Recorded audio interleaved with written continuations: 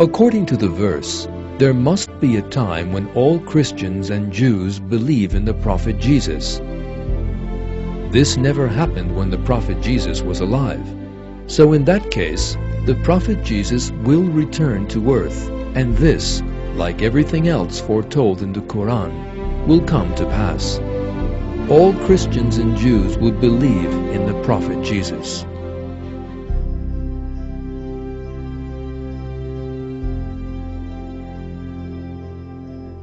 There is a great deal of information in the Qur'an about the Prophet Jesus being sent back to earth. Moreover, tidings of this extraordinary event are given in many of the hadiths of the Prophet, and we are told that in the end times, the period when the Prophet Jesus will be sent, all the earth will be full of peace, justice, and well-being.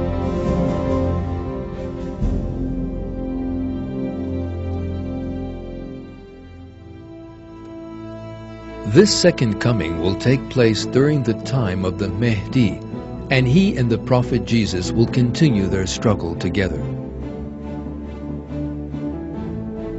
When the Prophet Jesus returns, he will do away with superstitions which are outside the essence of Christianity, such as the belief in the Trinity and monasticism.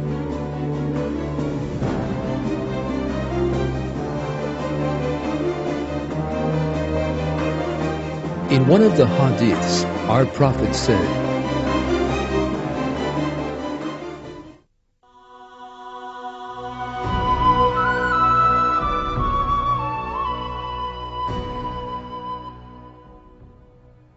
"He will certainly descend to earth. He will call people to Islam. At that time, God will do away with all religions except for Islam."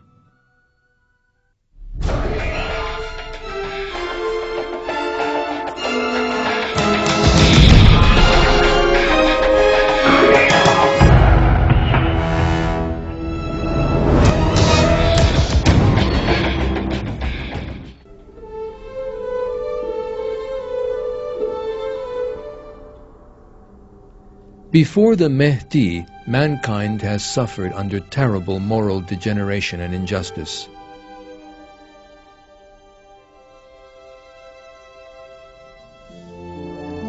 With the coming of the Mahdi, there will be an environment of true justice, peace, and security in all sections of society. The never-before-seen justice of the Mahdi is discussed in these terms in the Hadiths.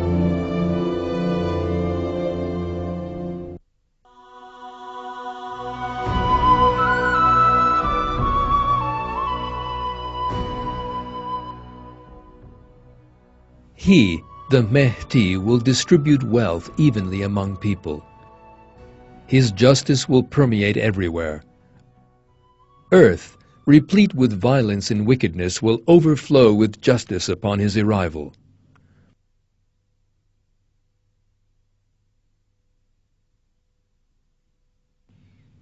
During the time of Mahdi, justice will prevail to such an extent that every possession taken by force will be returned to his owner. Furthermore, some other person's thing, even if it rests within one's teeth, will be given back to its owner. Security will permeate all over earth, and even a few women will be able to fulfill their Hajj without the company of men.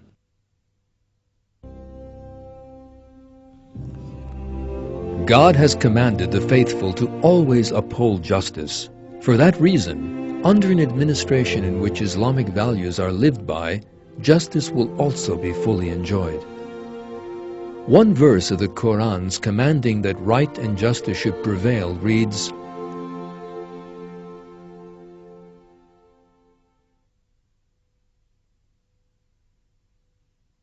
God commands justice and doing good and giving to relatives, and He forbids indecency and doing wrong and tyranny. He warns you so that hopefully you will pay heed.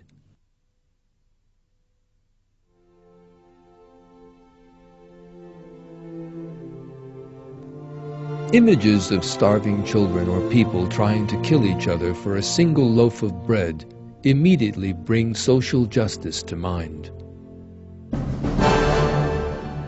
The fact that the assets of the wealthiest 200 people in the world is equivalent to that of 2.5 billion people is the clearest indication of the unjust system currently prevailing in the world.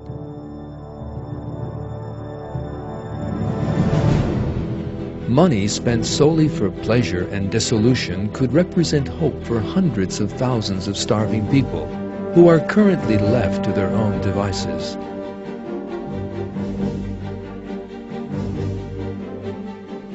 In his verses, God describes the characters of people who refuse to help the needy.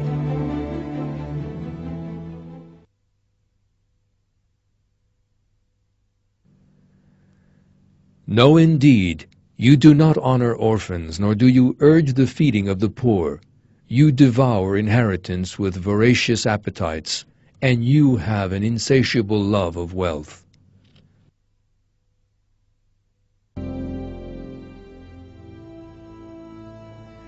These are the results of moral degeneration, such as selfishness, thinking of one's own interests, and the disappearance of feelings of solidarity and cooperation. The only solution is for people to live by the moral values of Islam.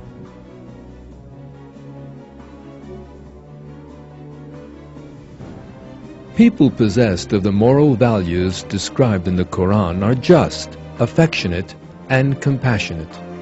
They help the needy, and only through the existence of such people can the dream of justice and the life of abundance and plenty on earth become a reality.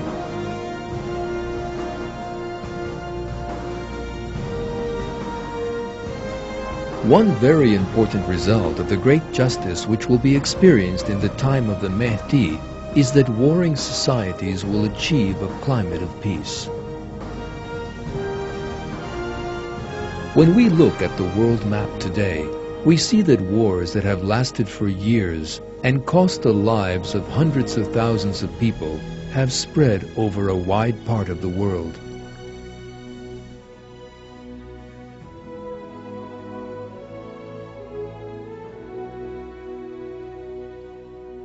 In Bosnia, Macedonia, Chechnya, Palestine, and many other regions, Muslim communities have suffered, and some are still suffering terribly in wars that have lasted for years.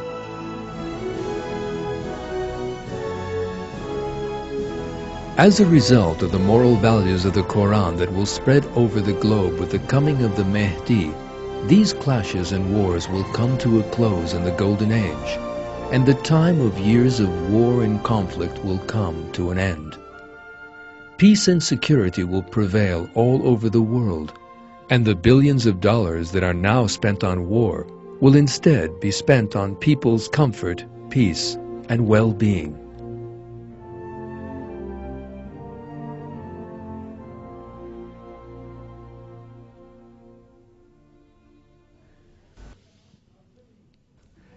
The Golden Age is a time when a life similar to that in paradise will be experienced here on earth.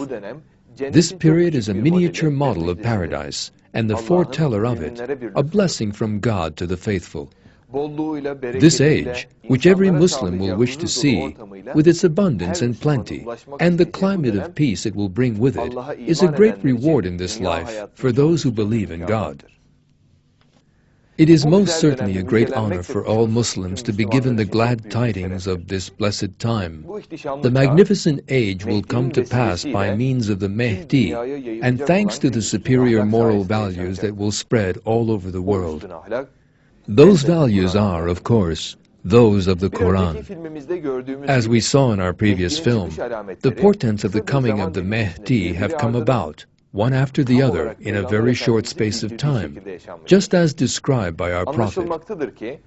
It appears that the Golden Age foretold by the Prophet is close at hand. This age is actually a model in miniature and a foreteller of paradise. The duty which falls to all mankind is to seek to attain the state of mind, conscience, and faith befitting this magnificent time that God will grant to His faithful servants. It will be seen that people who adhere closely to the moral values of the Qur'an and abandon such ideologies as materialism and atheism will enter the gates of the Golden Age, the foreteller of paradise, together. In Surah 43, God describes paradise thus: Believers will be told, "Enter paradise, you and your wives, delighting in your joy. Platters and cups of gold will be passed around among them, and they will have there all that their hearts desire and their eyes find delight in. You will remain in it timelessly, forever. That is paradise you will inherit for what you did."